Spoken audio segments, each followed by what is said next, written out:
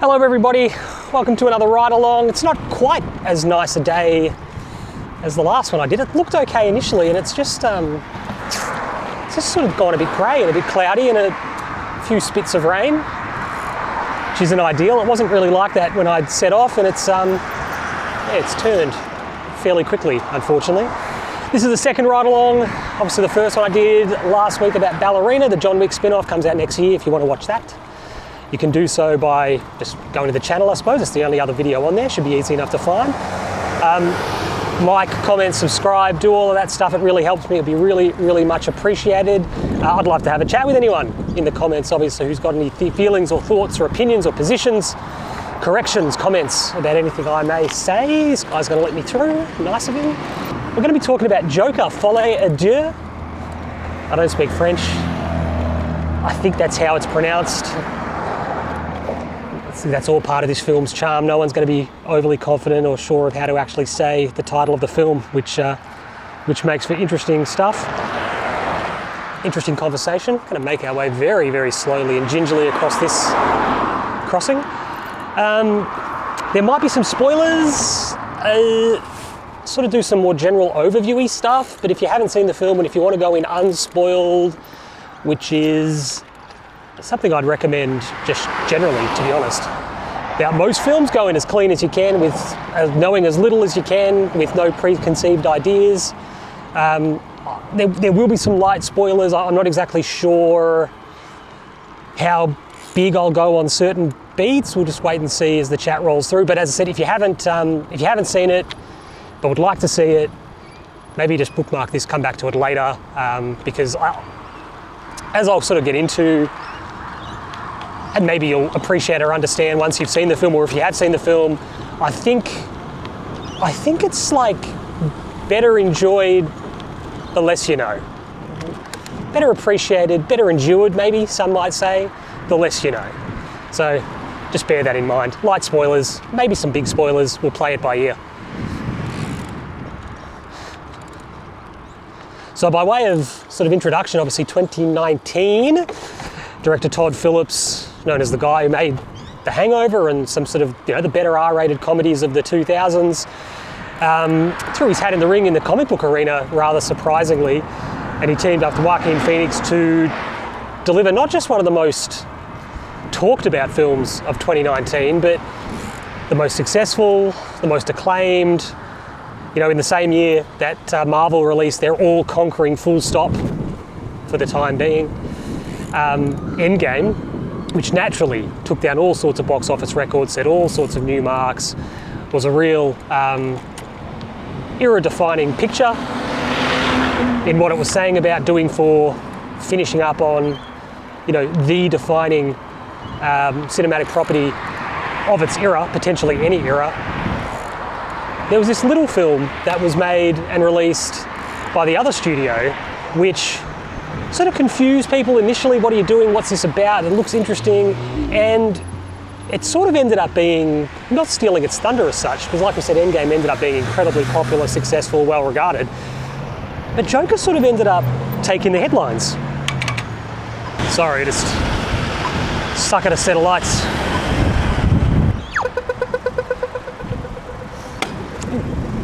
All right, we're moving again. So, as it turned out, Warner Brother and DC's answer to Marvel and Disney's all-conquering behemoth that is Avengers Endgame, this huge, sprawling, character-packed action spectacle, to end all action spectacles, maybe the biggest film in scale ever made, was actually this really small, intimate, contained, thoughtful character study. And profit to cost probably ended up doing better than Endgame, really. Broke $1 billion worldwide. Won Joaquin Phoenix, obviously the Best Actor Oscar, for a studio that had really struggled to kind of answer what the MCU were doing, sometimes veering way, way too close to just ripping them off or trying to recreate what they were up to sort of in the aggregate. They went about it a completely different way and sort of fell arse backwards into a success, which, it doesn't matter how you get them. And to Warner Brothers and Todd Phillips and Joaquin Phoenix, they ended up producing this film that was unique and sort of timely and challenging and interesting and well made, and the complete antithesis of what comic book cinema had become on the strength of, you know, the big Disney machine that was churning out 2 and 3 and 4 of these pictures, which Warner Brothers, in full disclosure, were obviously trying to do on their side of the ball as well, but just weren't landing, just weren't hitting, and they ended up having a really unlikely success, and not just like a moderate success, but a massive success in Joker. It all seemed fresh enough, and particularly not casting any shade on people. Like, I got no issue with the film taking so liberally from Taxi Driver and The King of Comedy. They are brilliant, brilliant movies, and they are ripe to be explored and paid homage to and the like. But, you know, there's enough people out there in the audience who obviously aren't familiar with those films, and for them, the majority, it's fresh and it's fun and it's new and it's interesting and it's gritty and it's grimy, and it's, as I said, the perfect antithesis, the perfect counterpoint to everything else that was going on in cinema at the time, particularly mainstream cinema, because it was very obviously a throwback to something which cinema used to be and really wasn't anymore. And because of that, I think you sort of had enough stakeholders who were invested in cinema sort of on the hook, if that makes sense. Interested to see what they'd done and how they'd done it, because they were doing it so differently, not just to how comic book movies were doing it, but how movies in general were doing it. Try not to get run over. And yeah, so in the end, ultimately Warner Brothers and DC end up getting their biggest win from this gritty, grimy, dark, sort of yuck interpretation of what is otherwise a very colourful character, what is otherwise a very campy sort of character. Even when played sort of straight, it is very theatrical.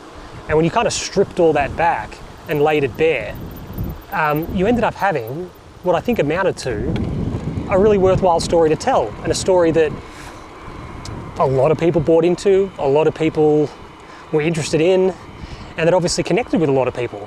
So because of that, because of all the acclaim and the accolades and the box office success, it's only natural, it serves to reason, it's how Hollywood works. The film wasn't made with sequels in mind, it wasn't made with franchise potential in mind, but that's what cinema is as well. In doing a throwback to what it used to be and connected with the audience like it did, it ended up creating a fervour for more, which is something that films of that era were never really designed to do. The King of Comedy wasn't designed to have a sequel. Taxi Driver wasn't designed to have a sequel. You know, all those films, they were not designed to be continuations of or tell more stories. They were designed to be self-contained one-offs that the audience enjoyed and then moved on from. But such is cinema now, it's just not like that. We just don't live that way. So when a film makes $1 billion on a budget of, geez, what was it, 40 odd, and then God knows how much in secondary markets and all sorts of other ancillary revenue streams, they're making more. They're making another one. There's absolutely no doubt about it. And so they did, so they have. And it's obviously out in the world now. It got released worldwide, you know, Thursday or Friday of this week. So from one of the most talked about films of 2019, we've got to get to what will certainly be one of, if not the most talked about film of 2024. Let's talk Joker Folie à Deux. The big question, of course, the only question that really matters, is it good? I don't know. I don't know. The flinch reaction of a lot of people will, I dare say to be the flinch reaction of the overwhelming majority of people, will be hate. And I gotta say, one of the first things that hit me watching the film, sort of 20, 25, maybe 30 minutes into it, I thought to myself, people are really gonna hate this. I didn't know if I liked it at the time, but I just thought, people are just not gonna like this at all. And in taking in some of the initial reactions and some of the initial dialogue around the film, yeah, people don't like it. They really, really don't like it. Hate, I'm not sure if it's the word for everyone, but how it lands in the next couple of days over the coming weekend, its first weekend in release, will be utterly fascinating to take in. And as I sat in the cinema, the first thing that dawned on me, you know, one of the first bullet points I made as I watched the film, was, it's going to be so funny how much people hate this film. Whether rightly or wrongly, whether founded or unfounded, you know, whether they have reason or not, whether they appreciate what it's getting at or not. Something just flew into my mouth. This film is going to be hated on a level that very, very few mainstream films are. Some films, most films, if it's a mainstream film and it's not very good, you know, the conversation ebbs and flows, comes and goes. I think this is going to be really, really one way. And I think a lot of people are just going to have no time for it. They're going to dismiss it almost entirely. And I think that's going to be amusing to take in, just how little it's liked, how little it's tolerated. Very busy thoroughfare just here at the moment. I've just slightly missed my chance to go. One thing I will say is that I admire the filmmakers, I admire the creatives behind it for, just double check that nothing's coming, for making a movie, a sequel to a very popular, well-regarded, loved movie, which garnered critical acclaim, that is nothing like what that audience, what its fans would expect it to be. More of that, I say. More of films, mainstream films. It's easy enough for a film that's made for next to no money with, you know, it's not going to have a huge audience to take some risks and to be off the wall and bizarre. It's less common for a big mainstream film with a huge, wide release that's really anticipated, that's got a lot of studio money tied up in it. You know, it's expected to drive a huge chunk of Warner Brothers revenue for this particular quarter.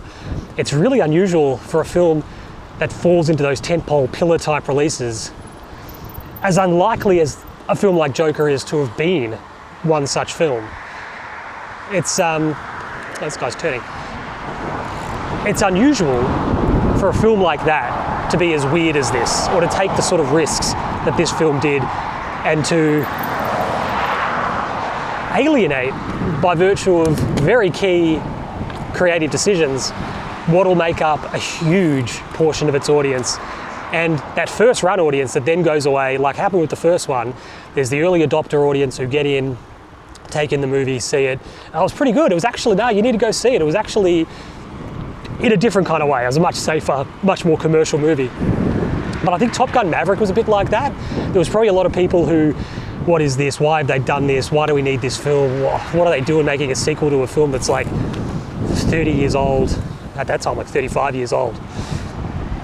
And then early adopters saw it, and the takeaway was, no, it's amazing, you got to go see it. And I think the Joker was very much like that. Slow burn, word of mouth fueled it. And Folie à Deux is going to piss off so many of those early adopters that they're going to go away, talk to friends, family, co-workers, etc. What was it like? What did you think of it? The likelihood of this film getting recommendations from those people is slim to none. And what's even more remarkable is the filmmakers, I think, are cognizant of that, and they just made the film they wanted to make. That was, we'll get into why it's not maybe as shocking as people, or as surprising as some people are making out to be, why the writing was on the wall if you watch the first movie, why the way they took this film is entirely consistent with, or marries up to what they did with the first one. But it's going to rankle people. It's going to be fun. And the reason for that is, the reason I give it praise, or want to give it praise, is because we've all seen sequels that are just retreads of the first one, the same beats, the same moments, the same jokes. Comedies are guilty of that. They do the same setups, the same jokes, the same gags, and it becomes a bit pantomimey. You just give the audience exactly what they've come to see, what they're expecting. Just play it safe, get out of there with their cash, move on. If it does well enough, do it all again for a third time. Why should the audience want that?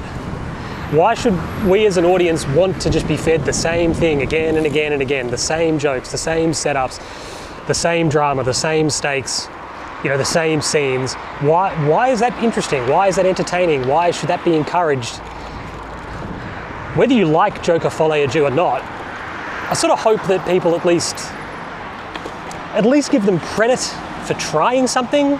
It's not going to be to everyone's taste. It'll probably be to very few people's taste just because it's weird.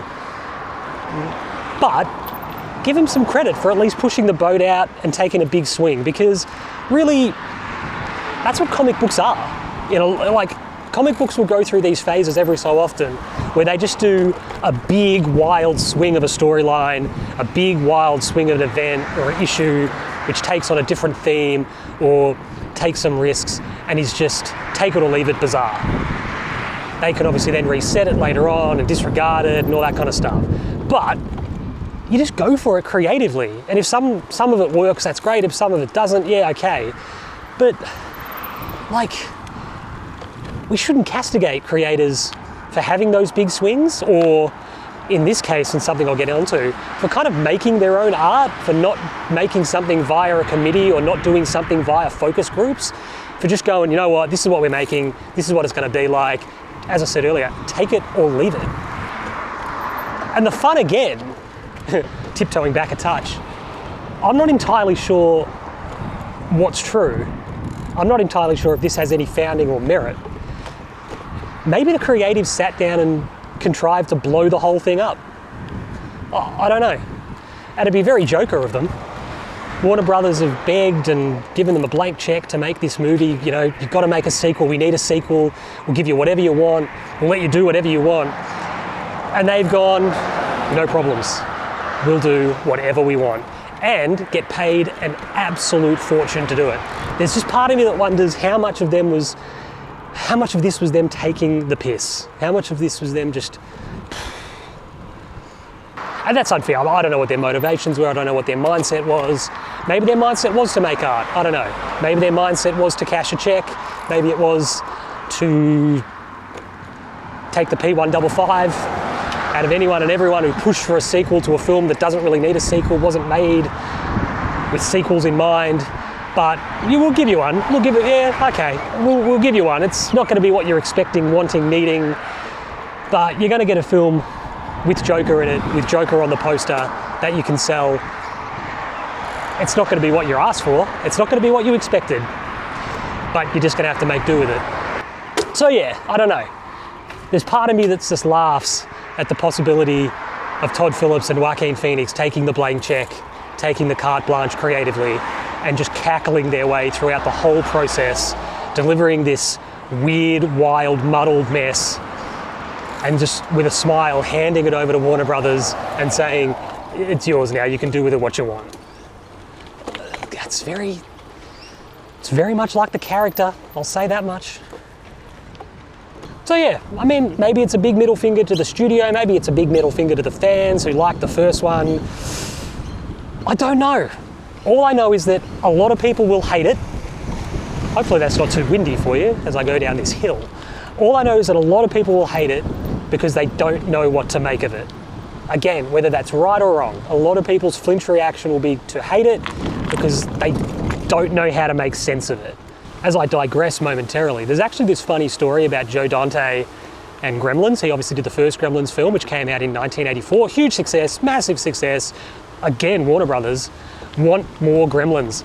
And 5 odd years go past and they basically begged and begged and begged. And they ended up giving Joe Dante a huge budget, massive creative control, and just said, we don't care what you do, so long as you give us a film canister with Gremlins in it, that's fine. And what he ended up going away and making with Gremlins 2, the new batch, is madness. It's good fun. Like it's a good fun movie, but it's just madness. Because he just said, I'm never going to have this degree of creative freedom again to go away and make this movie. Warner Brothers just want a movie with Gremlins in it so they can obviously sell it. I'll give them a movie with Gremlins in it, but it's going to be nuts. And I get the feeling there's just a little bit of Joe Dante in Todd Phillips and Joaquin Phoenix this time around. So I haven't really answered the question of whether it's good or not. And the reason for that is because I don't know. I don't know how good it is. I don't know if it's good at all. That doesn't help you, I know, but I'm trying to work through my own thoughts in real time. As I kind of alluded to earlier, it is the sort of film that will find it really difficult to survive critically this first 3 and 4 days of release. You know, the noise around it is going to be, and the conversation around it is going to be so loud. It's going to be so vitriolic. It's going to be so confused as we shake violently on this path. There's some ducks up ahead. that I think everyone just needs to take a breath and take a step back and remove ourselves from the immediacy that is criticism of any kind. A player drops a catch, drops a mark, misses a goal, and they're immediately lambasted on Twitter. It's like 10 seconds later you can search their name up and someone's criticising them for a fouling on the field. That's just the way we work, and it's the same for movies. It's the same for movies nowadays.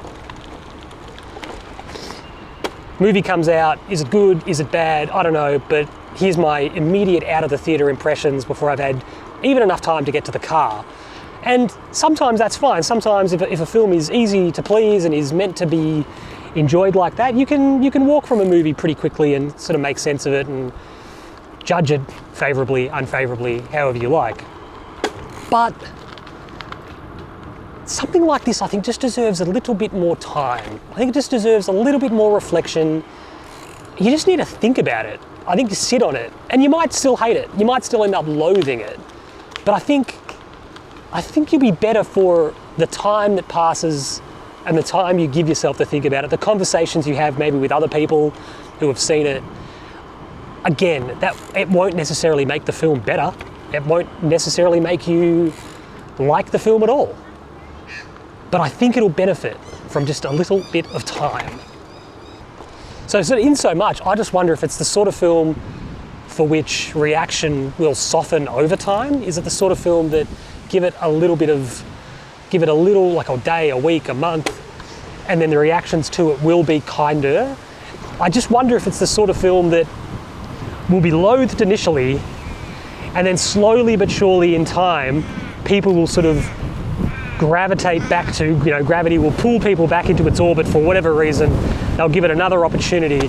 And when they've got a slightly better idea of what to expect or what to think, or what's coming, they'll sort of go, okay, maybe pay a little bit more attention and take in the more granular stuff. I don't know. I think it'll be a really fascinating watch in the next...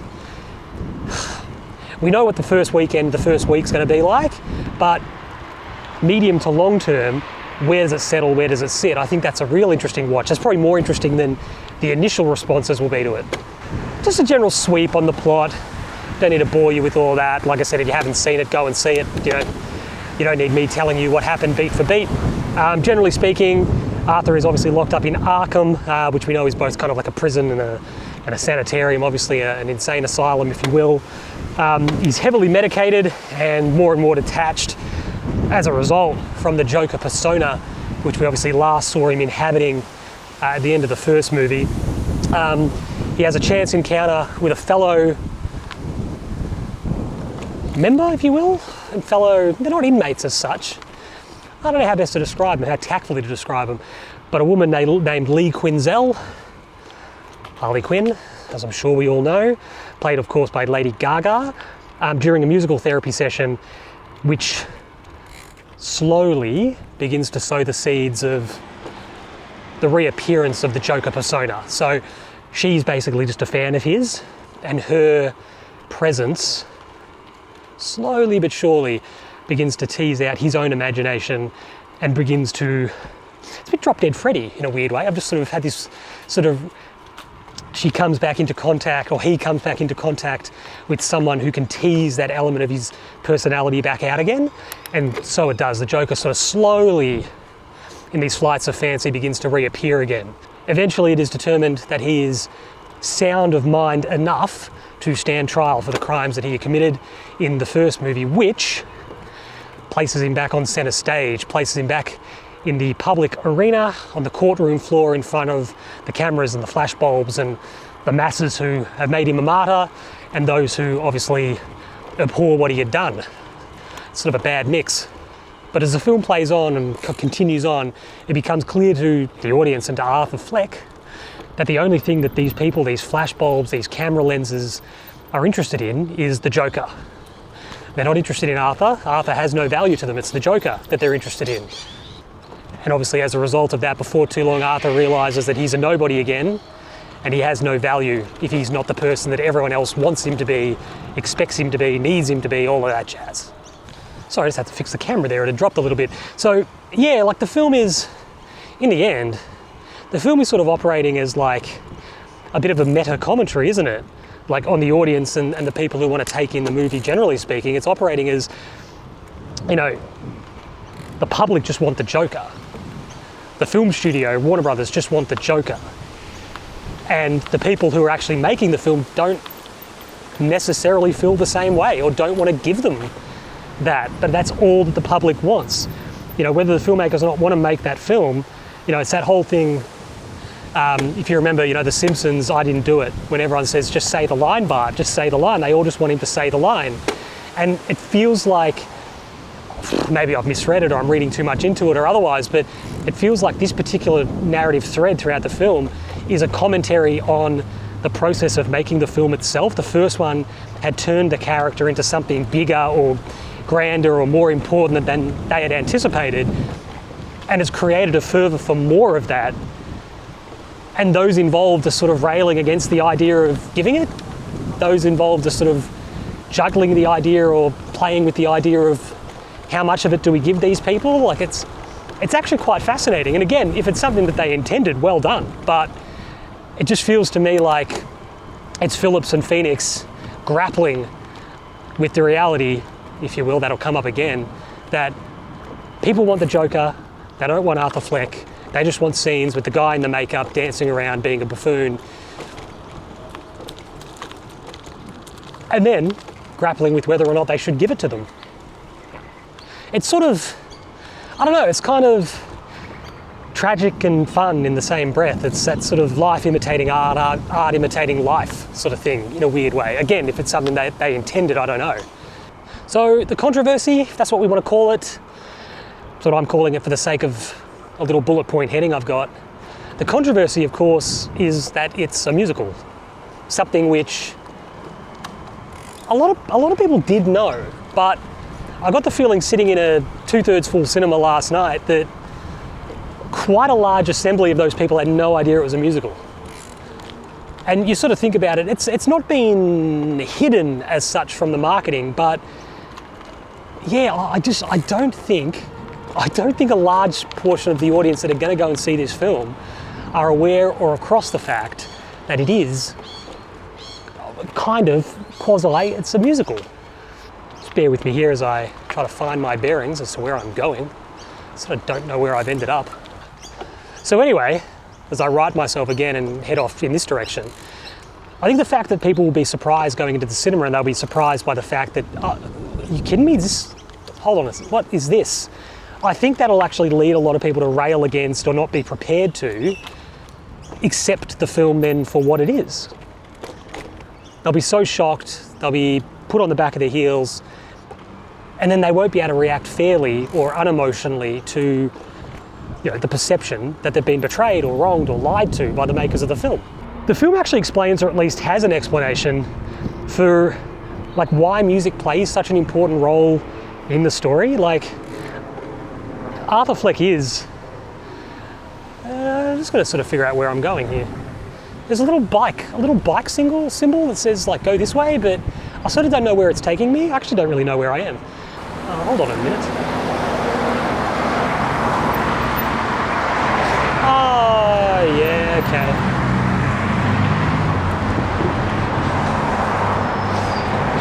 Yeah, I sort of get where I am now. But yeah, Arthur Fleck is, sorry, we'll get my bearings again. He is very much a product of his upbringing and, you know, what that upbringing then exposed him to. And in regards to pop culture, you know, the first film, it's telling us who he is and what he's like and what he does with this information. You know, it's telling us that his relationship with all of this stuff is fantastic and unhelpful and unhealthy. But every single night, he watches the Murray Franklin show with his mum and dreams about being on it, dreams about being centre stage and under the lights and, you know, the centre of attention and entertaining people, you know, of coming onto stage and doing his comedy act. Every single night, he has that fantasy. You know, he also watches old musicals with his mum. He dances around in the lounge room. He danced down the steps. Gary Glitter, he danced down the steps famously in that sequence, you know. What did he do in the first one? What did he do after killing those 3 guys on the train? You know, he goes into the bathroom there and he dances. Like this idea that the audience has been blindsided by this guy's love of or inclination to be theatrical is sort of a nonsense.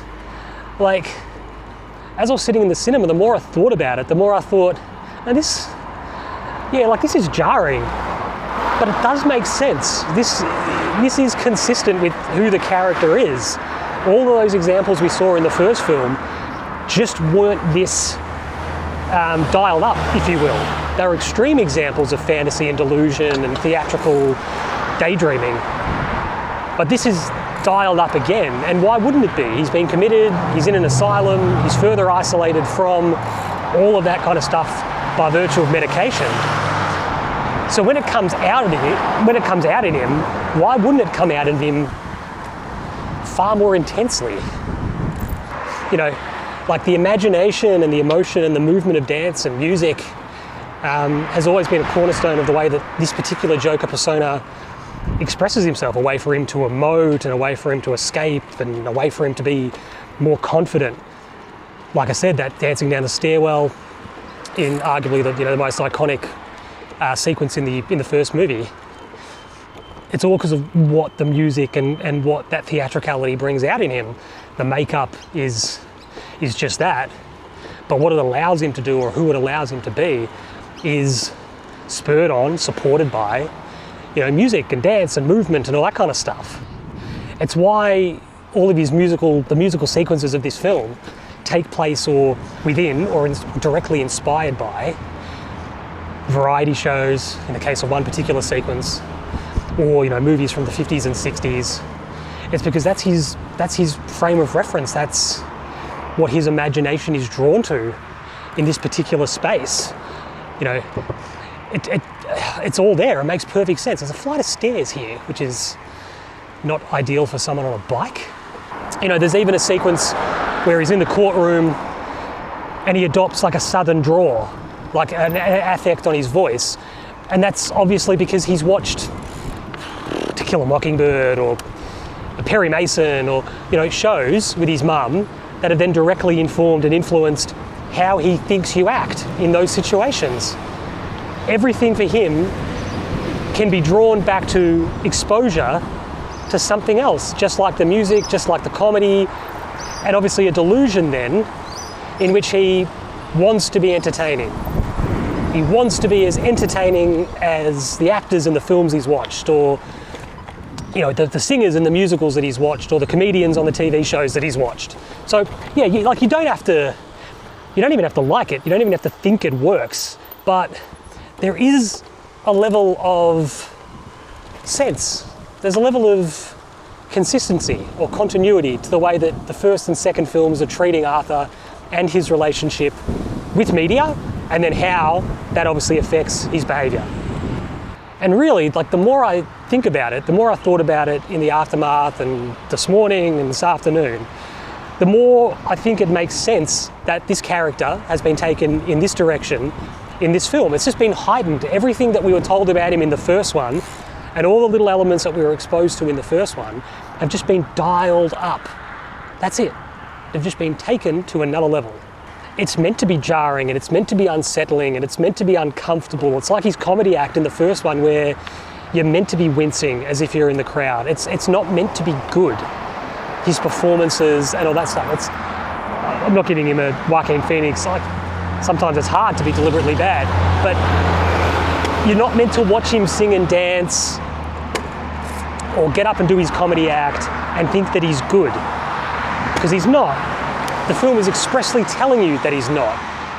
As he drifts further and further away from reality, and that's what these sequences are showing us. They're showing us this character becoming more unhinged, more distant, more disturbed as he drifts further into this Joker character. They're meant to be weird and unsettling and bizarre. It's all on purpose. It's all part of the show, if you will. You're sort of not meant to be enjoying it. It's that Ricky Gervais sort of Office or Extras or the like, where it's meant to be a bit, geez, that's uncomfortable. But the more I thought about it, the more I sort of thought, no, this makes sense. This is everything that we were shown and told about this guy in the first one taken to the next level, taken that extra or that next step.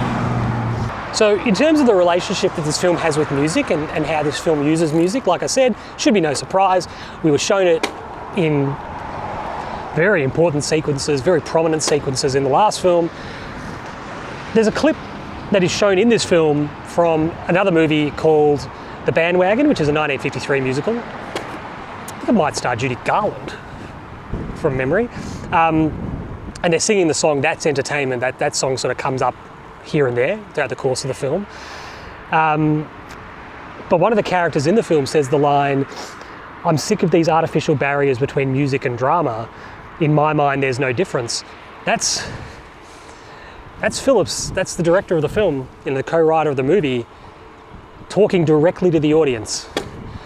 Why is there a distinction between why can a musical not be dramatic? You know, why is there a distinction between the two? It's very pointed. Can I go this way? Maybe I'll go this way. It's a very narrow little path here, but we'll give it a try. There is something therapeutic about music and our relationship with music. And I keep saying it, we've seen it in the first one, Arthur's relationship with music, it calms him down or it gives him confidence. Maybe it actually speaks to like a broader idea that, for a lot of us at least, like we love music as a storytelling medium because, you know, like it just talks about very common themes and experiences and wants and emotions, and oftentimes can actually tell us how to feel or give us the words that we can't come up with ourselves. The music is, it's fantastic that way, you know. We all sort of have the shared or lived experience that a lot of these great songs talk about, love and loss and all that kind of stuff, whatever it might be. And yeah, it's always something that we can relate back to a personal experience or something that helps us make sense of a past experience. So of course it's useful in this space, and of course it's useful in terms of spurring on, you know, the emotional reactions that Arthur or the Joker feel, and then obviously how they respond to those. I read something, and I'm not exactly sure how accurate it is, but I get it. I get the link that they were making, where there was a suggestion that an inspiration for this particular movie was William Thurber's 1939 short story, The Secret Life of Walter Mitty. That has of course been adapted into 2 feature movies, one of which starred Danny Kaye, and the more recent of which starred Ben Stiller back in 2013, I reckon that was. But the point being, it was this guy, this daydreaming guy who would escape his mundane reality with these incredibly fanciful daydreams in which he's a hero or he's something bigger or stronger or better than the public sees him as. He would, you know, disappear from his desk in his own mind and just have a more extraordinary life.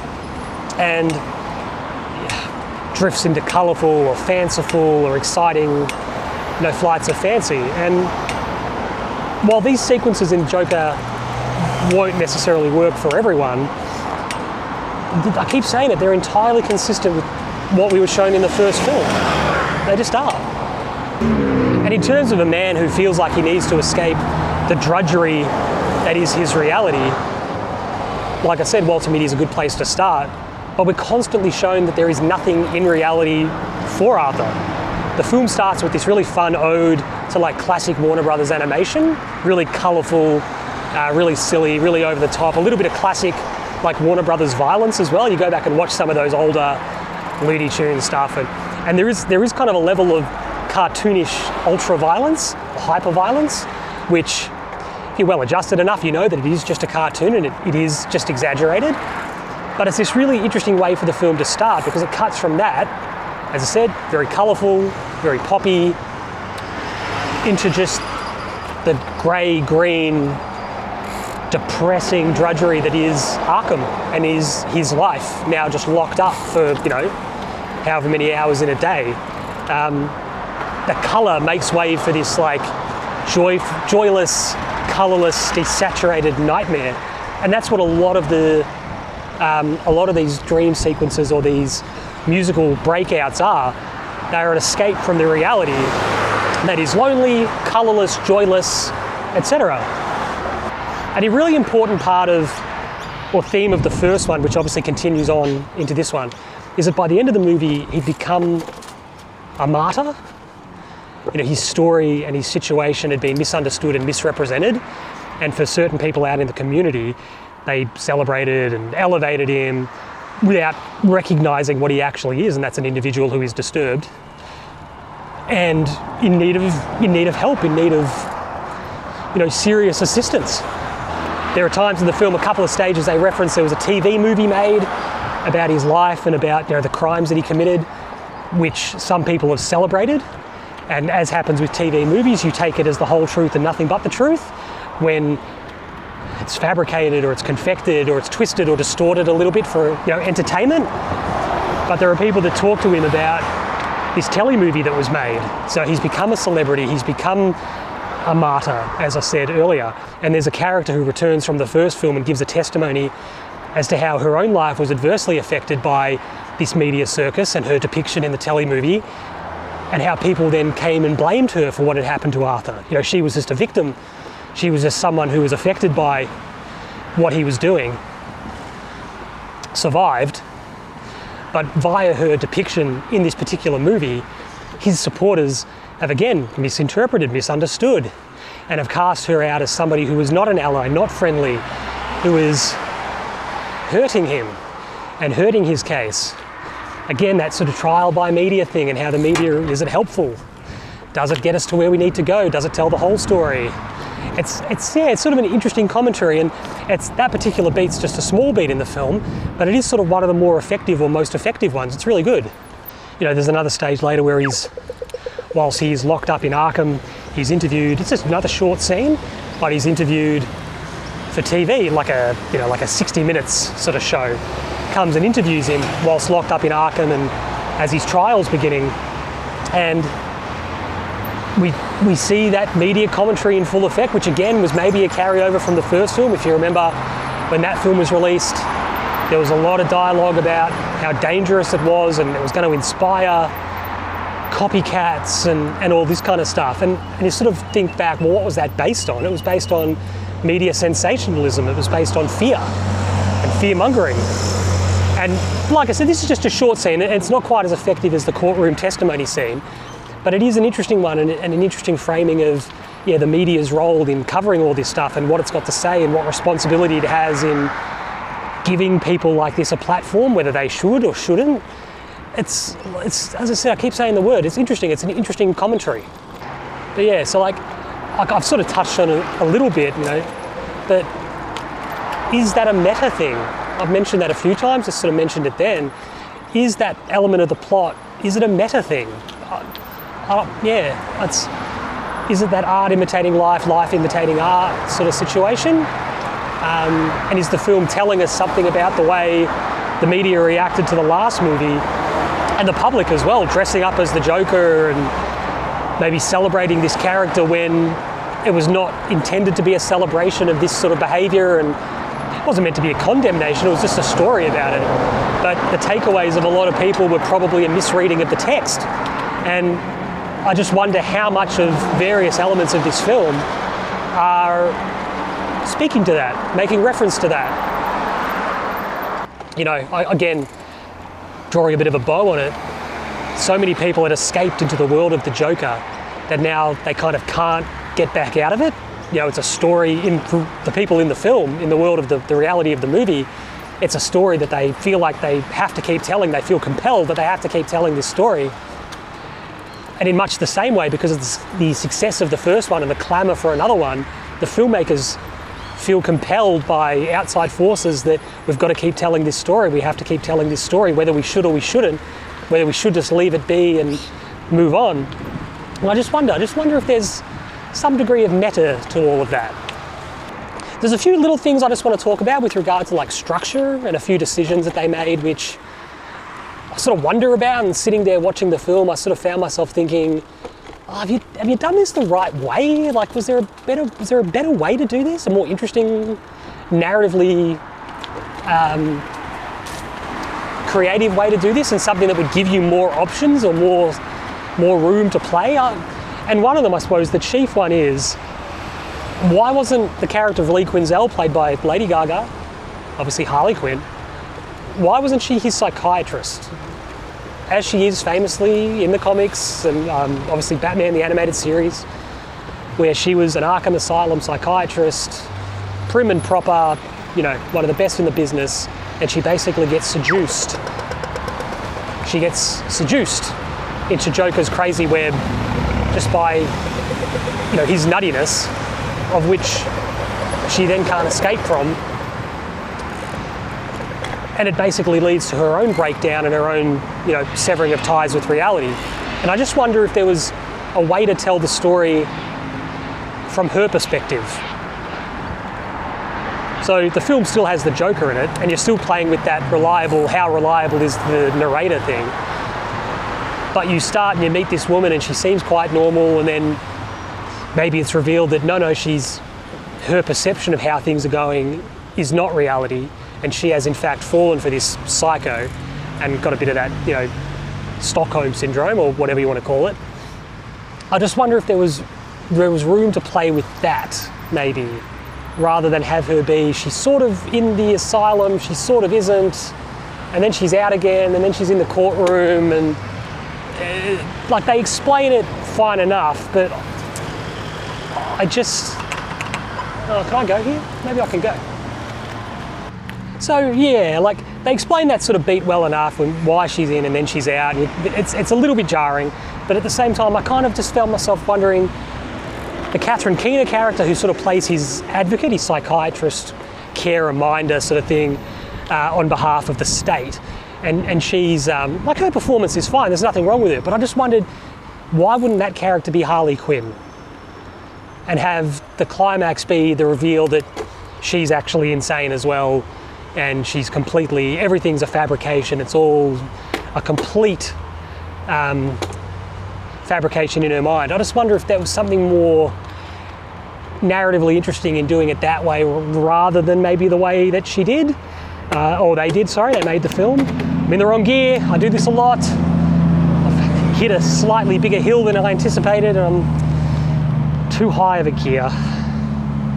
Look, it is dangerous, and I say this a little bit, it is dangerous to kind of long for the film you would have rather see made than the one that was made, because ultimately me saying, why didn't they just do this, or why didn't they just do that, it's a bit unfair, because they didn't. They made the film they did, for reasons A, B and C. It's easier or better to spend time talking about the film they did make rather than the one they didn't. As for the performances themselves, everything's fine. Everyone's okay without being stellar, It just, on the whole, it just feels less than. It just feels less than the first one. The performances they're not bad, but they're just not as good as the first time around. The script, it's not bad, it's just not as good as it was the first time around. The production design, which thrust us back into that 70s gritty, grimy, disgusting New York, one of the absolute highlights of the first film was the production design. It's not bad, it's just not quite as good as the first one. The score. The score in the first one was absolutely wonderful. This minimalist, brooding, dark, troubling, very simplistic, sort of stripped back score was wonderful. And we get reprises of that this time around, but it obviously takes a back seat to some of the more, the musical numbers, if you will, kind of drive a lot of the music this time around.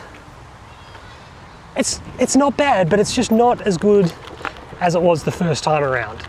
That's obviously sequel syndrome. You only make a first impression once. That's why I like that they tried something so different, or so unexpected, if you will, to the vast majority of the audience.